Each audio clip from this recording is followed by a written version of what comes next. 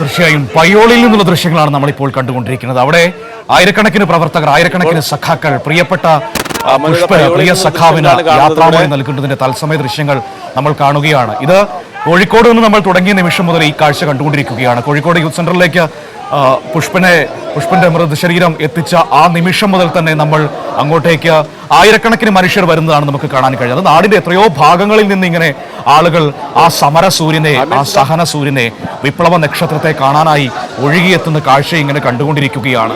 അവരിൽ പുഷ്പനെ ആദ്യമായി കാണുന്നവരുണ്ടാകാം, പക്ഷേ ഏറ്റവും പ്രിയപ്പെട്ട ജീവിതത്തിന്റെ ഭാഗമായി നിന്ന ഒരാളെന്ന നിലയിലാണ് അവർ അദ്ദേഹത്തെ കാണുന്നത്.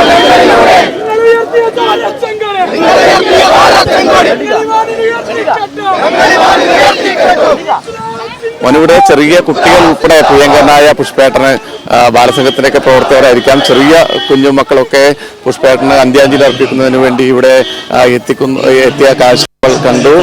പുഷ്പങ്ങൾ സമർപ്പിച്ചുകൊണ്ട്, പുഷ്പങ്ങൾ അർപ്പിച്ചുകൊണ്ടാണ് ഇവരൊക്കെ യാത്രാമൊഴി ഏകുന്നത്.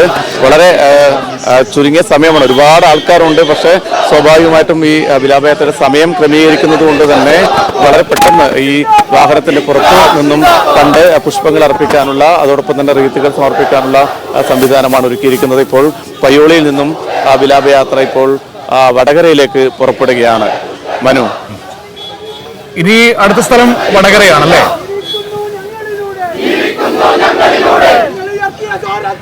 മനു, ഇനി വടകരയിലാണ്. നന്ദിയും പയ്യോളിയും കഴിഞ്ഞു, ഇനി വടകരയിലാണ്. നമുക്ക് കാണാം ഇപ്പോഴും ഇവിടെ മുദ്രാവാക്യം വിളികളോടുകൂടി പ്രവർത്തകർ പ്രിയപ്പെട്ട സഖാവിനെ യാത്രയാക്കുന്ന ദൃശ്യങ്ങളാണ് നമ്മൾ കാണുന്നത്.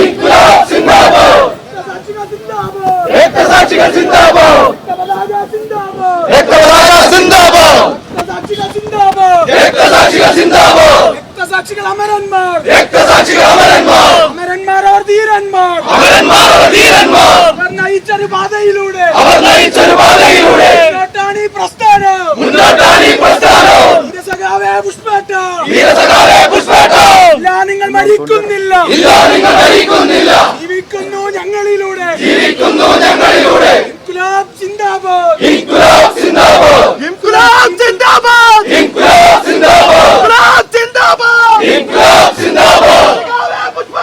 ഇത് പയ്യോളിയിലെ കാഴ്ച നമ്മൾ കാണുന്നു. അവിടെ പ്രിയ സഖാവിന് ഇവിടെ നൽകുന്ന നൂറുകണക്കിന് മനുഷ്യരെ കാണുന്നു. തൊണ്ട പൊട്ടുമാർ ഉച്ചത്തിൽ മുദ്രാവാക്യം വിളിച്ചുകൊണ്ട്, കണ്ഠമിടറിക്കൊണ്ട് പ്രിയ സഖാവിന് യാത്രാമൊഴി കൊടുക്കുകയാണ് അവിടെ.